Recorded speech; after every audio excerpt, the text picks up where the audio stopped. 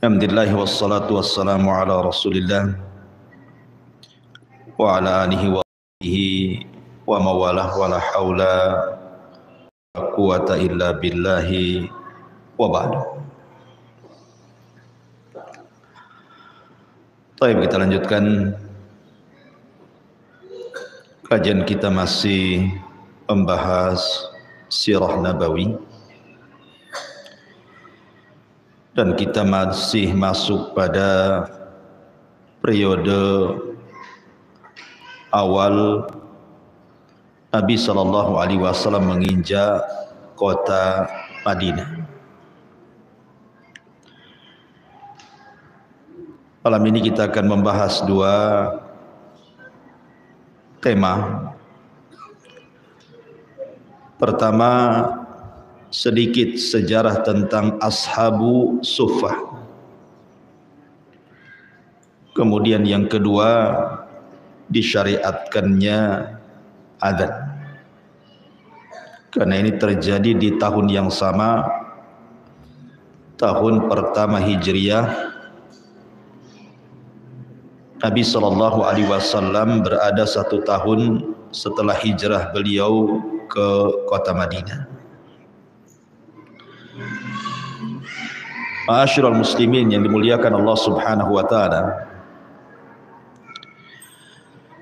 apa yang disebut dengan ashab as-suffah di sini? Kita tahu bahwa ketika Nabi SAW datang ke kota Madinah dan belum ada peralihan kiblat, masih berkiblat ke Baitul Maqdis selama 16 bulan. Baru setelah 16 bulan, maka kemudian Nabi SAW diperintahkan Allah untuk mengalihkan kiblat, dan itu betul-betul berubah 160 derajat. Jadi kalau saya analogikan di masjid ini, ketika kiblat kita berada di Baitul Maqdis, maka kita sholat sebelah sana. Tiba-tiba kemudian setelah kiblatnya diarahkan ke Ka'bah, ke sana, otomatis yang tadinya biasa manusia safnya sebelah sana, akhirnya berpindah ke sini semua. Jadi sebelah sana jadi belakangnya. Lah belakang Masjid Nabi SAW yang dulunya tempat solat waktu mengarah ke Baitul Maqdis, oleh Nabi SAW dibuat atap, tetapi tanpa dinding. Dan atap itu diistilahkan dengan suffah. Jadi suffah itu artinya sebuah tempat yang hanya ada atapnya tetapi tidak ada dinding kiri kanannya. Lah ashabus suffah itu tinggal di situ, di belakang masjid Nabi SAW. Siapapun yang kemudian tinggal di situ, tidur di situ, berarti mereka adalah ashabu suffah. Dan mereka sudah terbiasa dengan kefakiran, kesabaran, zuhud, qanaah, dan begitu seterusnya. Ashabu suffah sendiri dari segi bilangan atau jumlah itu memang terkadang tambah, terkadang berkurang. Tetapi yang menetap, kata para ulama, sekitar 70 sampai 100 sahabat. Itu yang menetap. Adapun yang tidak menetap, ya kadang-kadang bisa lebih daripada 100. Karena ashabus suffah sendiri terbagi menjadi 4 kelompok. Ashabus suffah sendiri terbagi menjadi 4 kelompok. Kelompok yang pertama tentunya adalah kelompok muhajirin. yang mereka datang dari Mekah hijrah ke kota Madinah tidak punya apa-apa. Mereka hanya membawa pakaian di badan. Mereka tidak punya tempat tinggal, dan sebelum mereka kemudian dipersaudarakan oleh Rasul dengan orang-orang Ansar, maka sementara waktu mereka tinggal di Sufah. Makanya mereka disebut Ashabu Sufah. Ini kelompok yang pertama. Kelompok yang kedua, Ashabus Sufah itu terkadang mereka adalah wufud. Wufud itu artinya orang-orang utusan kabilah yang datang ke kota Madinah untuk masuk Islam. Maka sementara mereka tinggal di kota Madinah, mereka bergabung di tempat Ashabus Sufah sebagai penginapannya. Ini kelompok yang kedua. Kelompok yang ketiga adalah orang-orang yang ziarah ke kota Madinah mencari pekerjaan. Mereka tidak punya saudara, tidak punya kerabat, tidak ada yang dikenal, maka mereka gabung dengan Ashabus Sufah. Dan kelompok yang terakhir ini kelompok yang paling aneh. Mereka orang-orang kaya yang ada di kota Madinah, tapi mereka tidak mau tinggal di rumah mereka. Mereka gabung dengan Ashabus Sufah untuk belajar kesabaran, belajar zuhud, belajar kefakiran, padahal mereka kaya. Seperti Ka'ab bin Malik, kemudian Al-Harithah, kemudian Handalah Ghasilul Malaikah, dan banyak orang-orang kaya tapi tinggal di Sufah hanya untuk belajar kefakiran, kesabaran, zuhud, qanaah, dan begitu seterusnya. Itulah kelompok-kelompok yang disebut dengan Ashabus Sufah.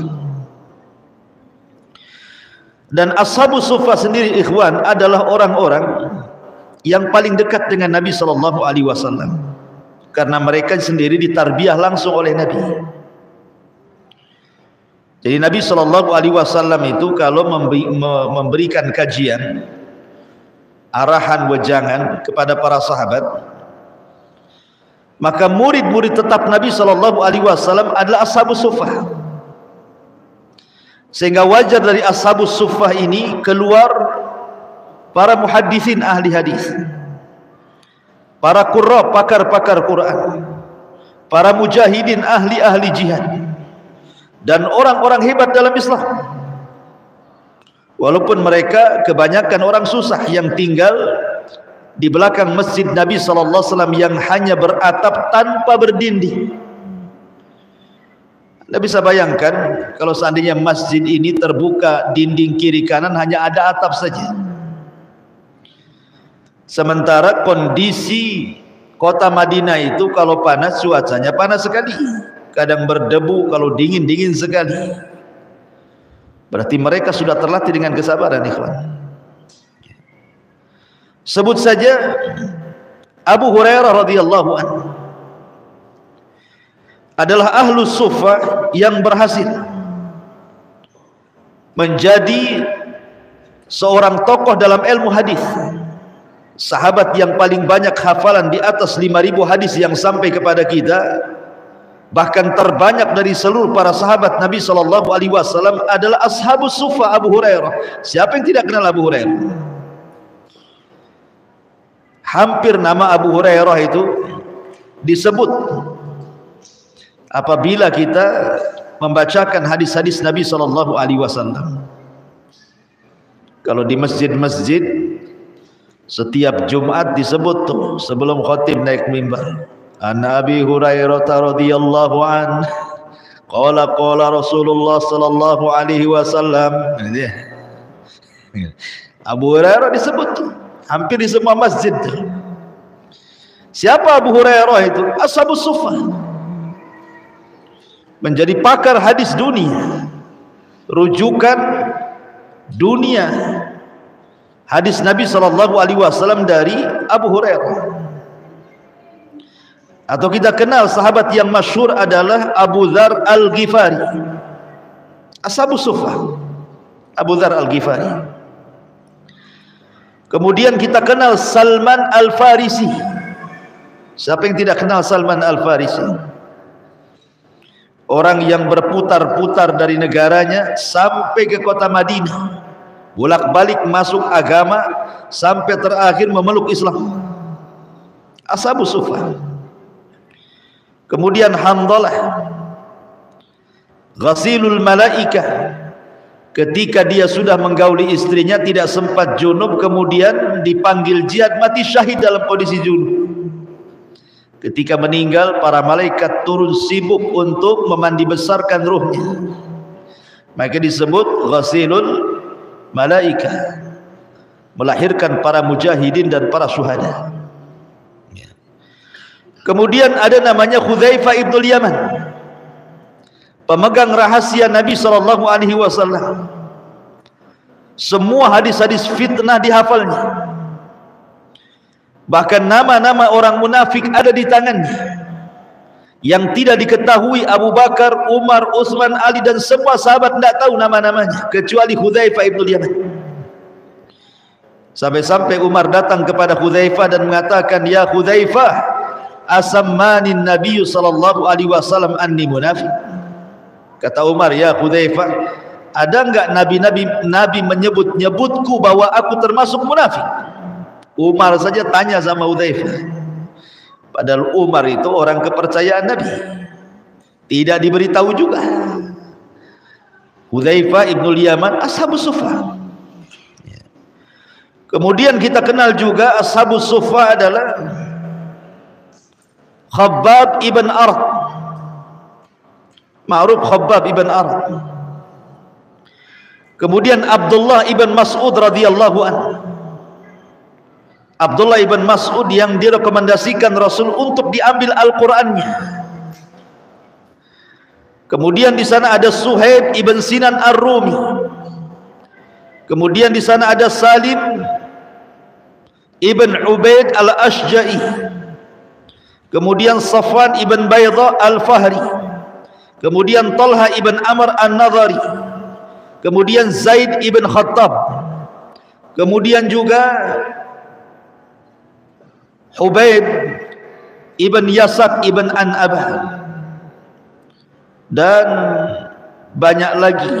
Ada Ka'ab ibn Malik, Wasilah ibn Asqa, termasuk Irbad ibn Sariyah yang meriwayatkan hadis Nabi SAW tentang nasihat Rasul di Haji Wada.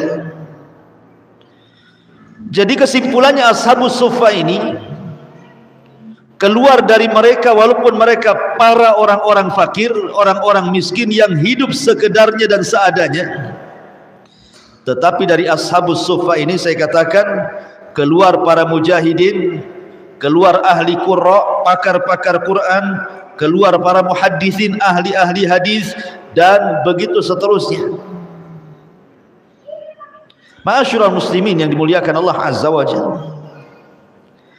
Dan kebanyakan Ashabus Suffah itu makanannya setiap harinya hanya makan tamr. Jadi Rasul menjatah dua orang itu makanan satu hari itu satu mud tamr. Satu mud itu begini, dibagi dua orang. Itu makan 3 kali, pagi, siang, sore. Hanya makan tamr. Antum tahu tamr? Tamr itu kurma kering. Kalau kurma basah namanya rutab. Sampai akhirnya karena hari-hari asik tamr saja dimakan, mereka mengeluh kepada Rasulullah. Ya Rasulullah, ihtaraqat butununa bitamri, katanya. Rasul, terbakarlah perut-perut kami dengan tamr. Hari ini tamr, besok tamr, lusa tamr, semua tamr. Sabsup makanannya tamr aja ini. Coba. Sampai mereka mengatakan ihtaraqat butununa, sampai perut kami terbakar gitu, gara-gara tamr setiap hari dimakan. Tapi Nabi SAW yusabbiruhum, hanya bisa menasihati yang sabar, yang sabar. Terkadang Nabi SAW memberikan makanan kemudian meminta uzur. Kata Rasulullah, inilah makanan yang saya makan dan yang kalian makan. Apa yang saya makan itulah yang kalian makan. Dan keluarga Rasul tidak pernah kenyang sejak hijrah kota Madinah sampai wafat. Ya.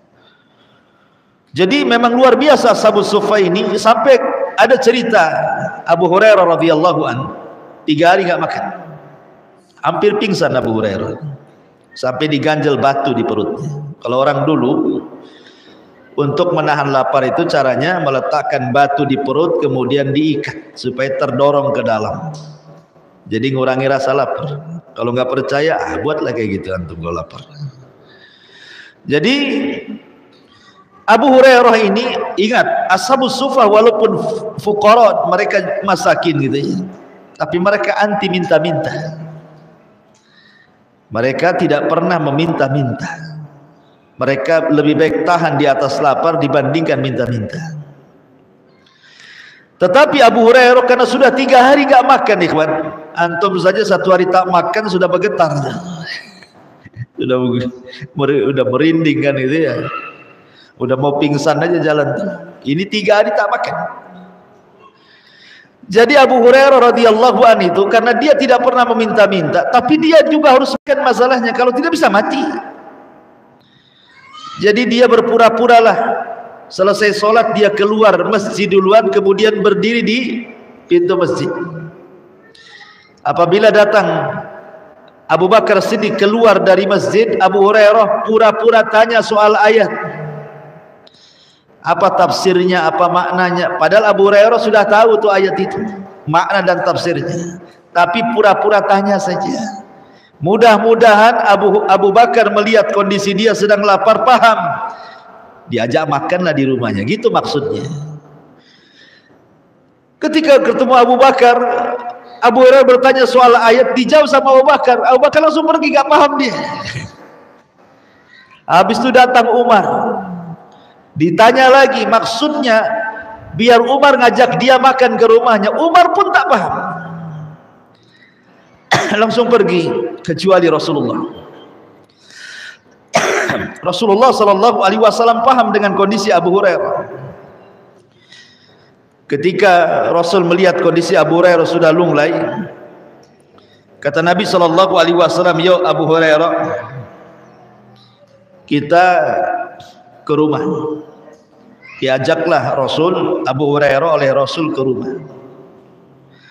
Sesampainya di rumah, Nabi SAW bertanya kepada Ummul Mukminin Aisyah radhiyallahu anha, hal indaki ta'amun? Apakah ada makanan yang bisa dimakan?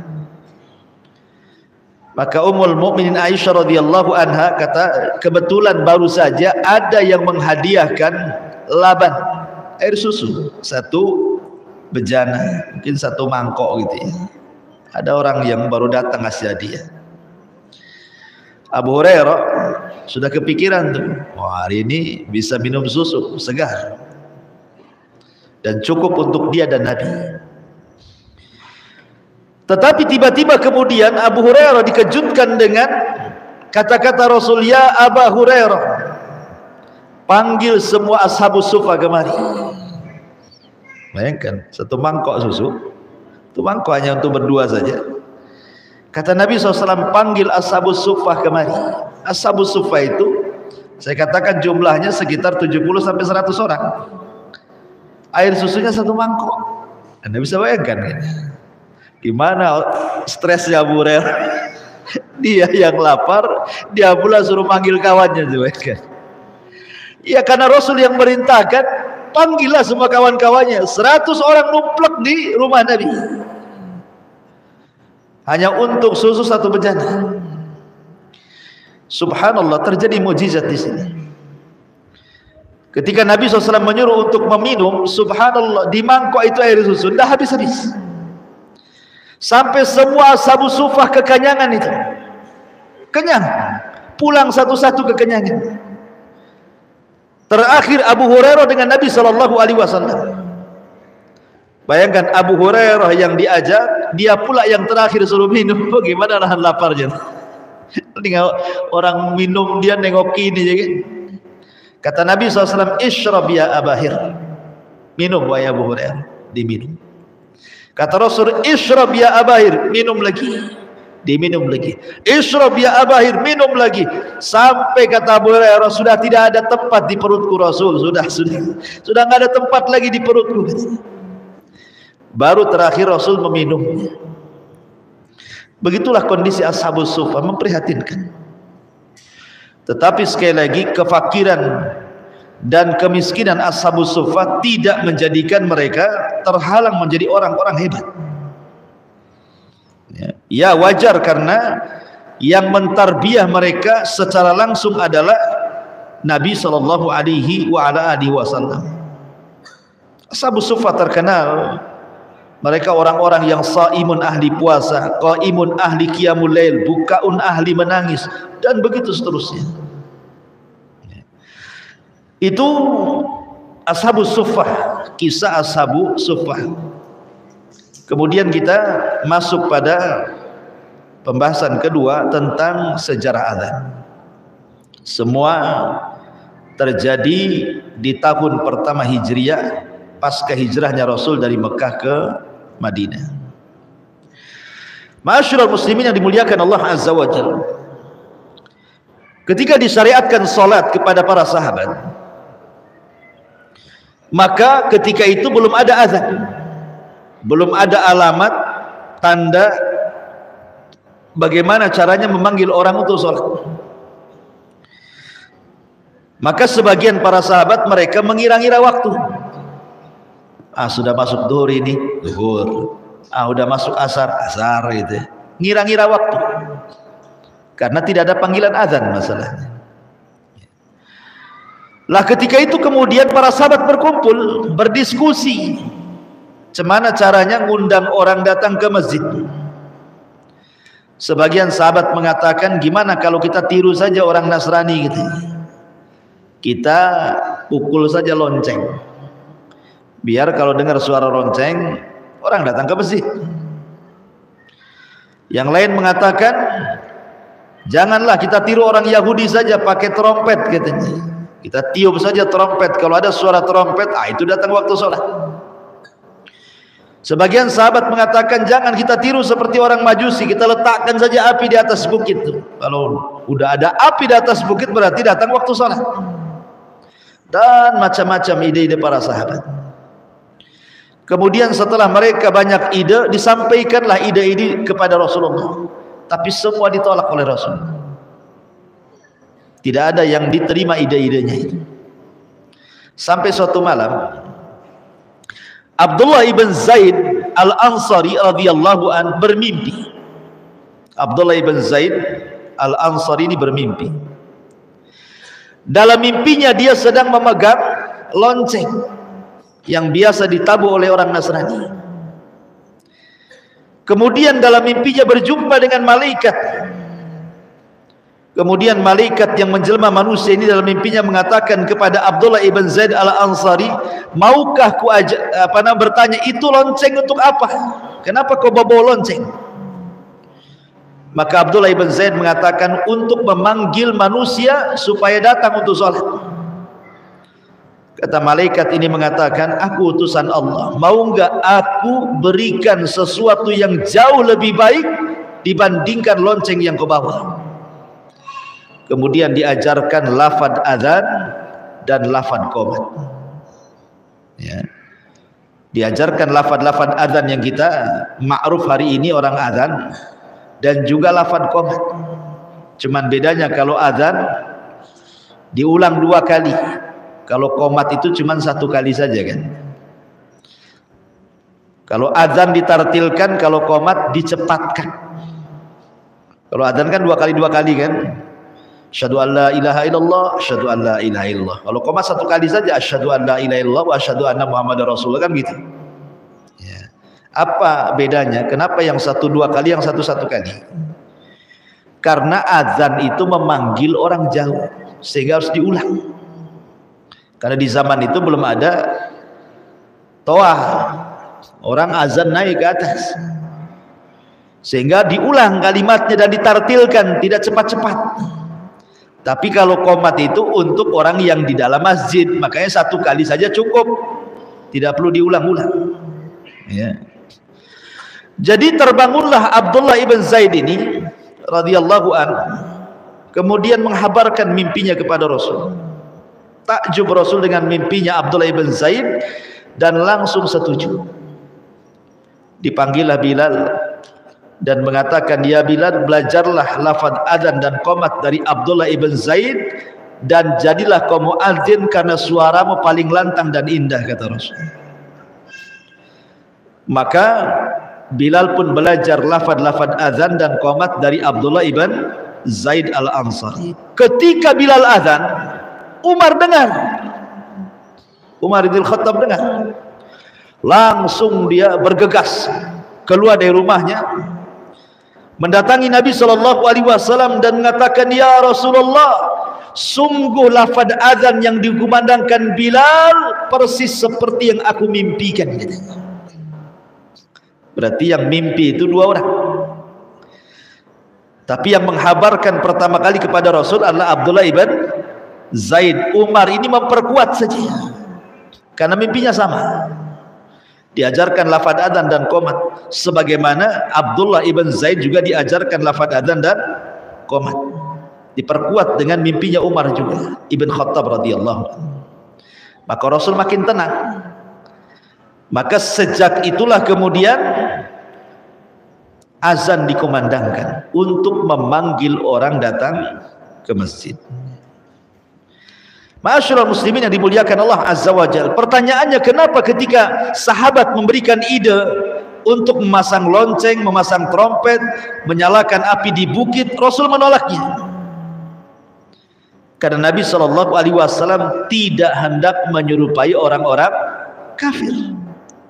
Rasul tidak mau tasyabuh dengan orang kafir. Kalau dia pakai lonceng, Nasrani sudah lonceng. Pakai trompet, Yahudi pakai trompet.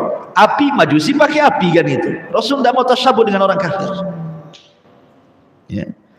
Kemudian yang kedua, Rasul SAW hendak mengajarkan kepada kita kenapa memilih azan dan tidak memilih trompet, lonceng ataupun api. Rasul ingin memanggil salat itu ada makna ruh di dalamnya, ada panggilan ruh. Kalau suara trompet, apa panggilan ruhnya? Nggak ada ruh di dalamnya. Suara trompet saja atau suara lonceng saja. Tapi suara adzan ini ada panggilan ruh, ada ruh di dalamnya. Ada makna-makna yang indah dari kebesaran-kebesaran Allah. Allahu Akbar, Allahu Akbar.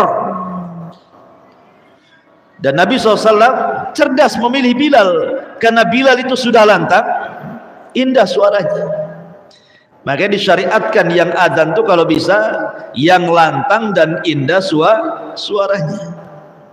Sampai-sampai Al-Imam Ibnu Hajar membahas tentang ada dua orang muazzin, yang satu dibayar, yang satu free, gratis.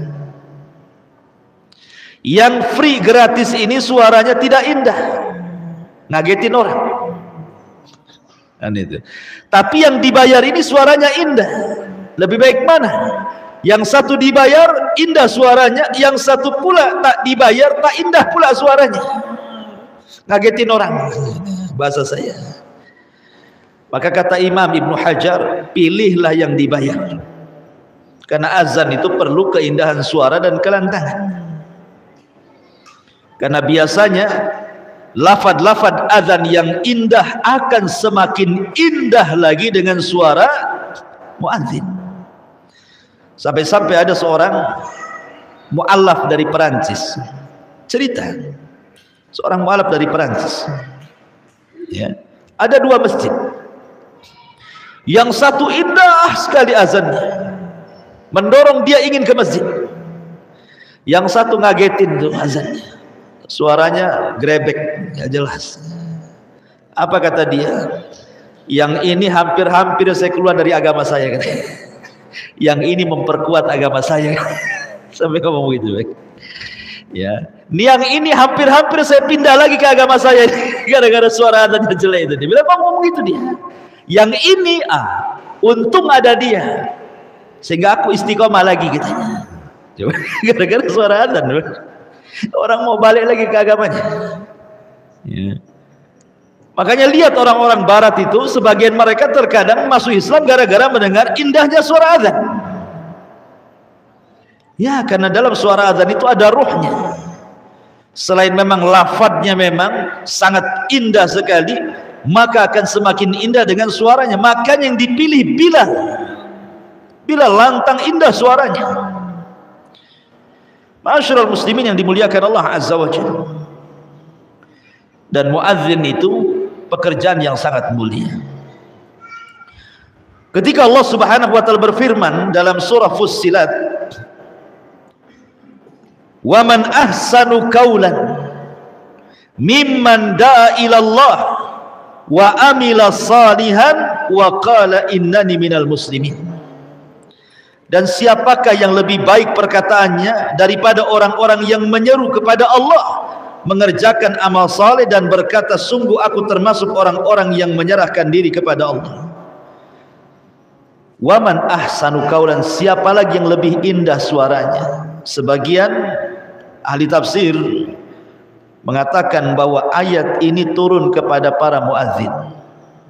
Maknanya para muadzin itu adalah orang yang paling indah suaranya. Waman ahsanu qaulan mimman da'a ilallah. Siapa lagi yang lebih indah suaranya dibandingkan mereka para muadzin?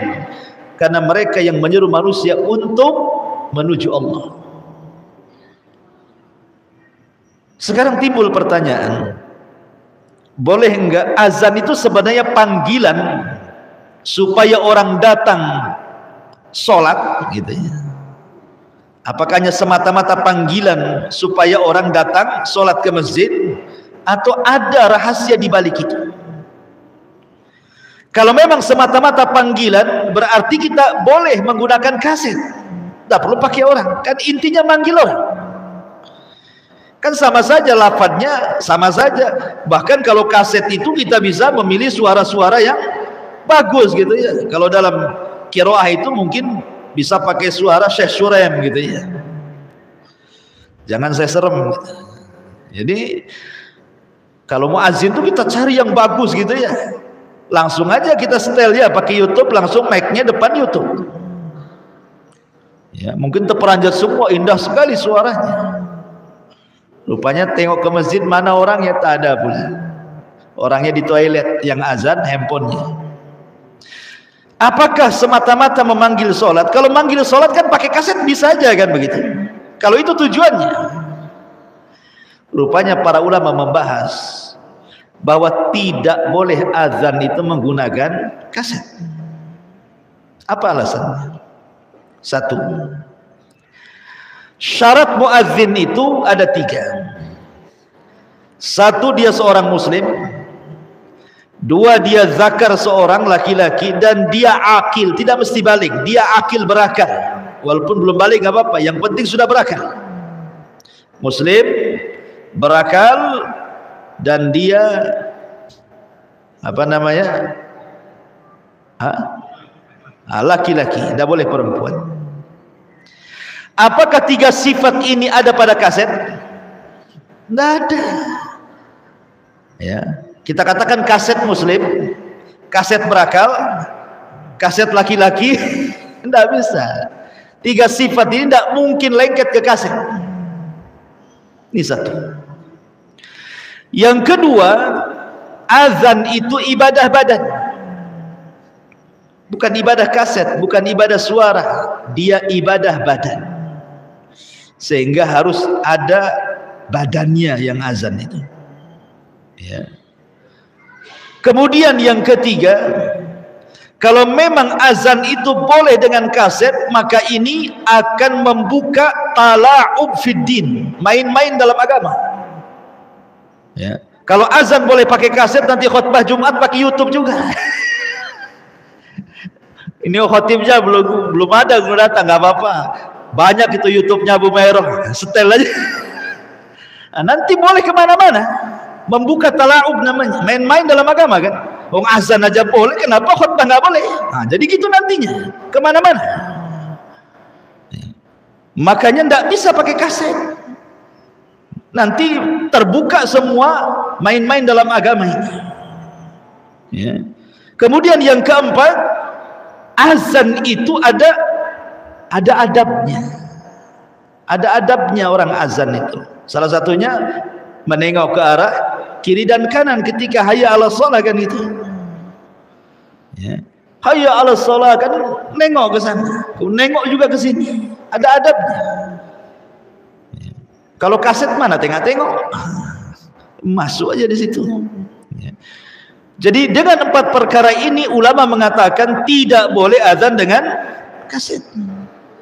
Harus orang yang azan itu. Ma'asyiral muslimin yang dimuliakan Allah Azza wa Jalla, subhanallah, saya akan bacakan sedikit tentang beberapa riwayat keutamaan seorang muadzin. Pertama, hadis Bara ibn Azib radhiyallahu anhu.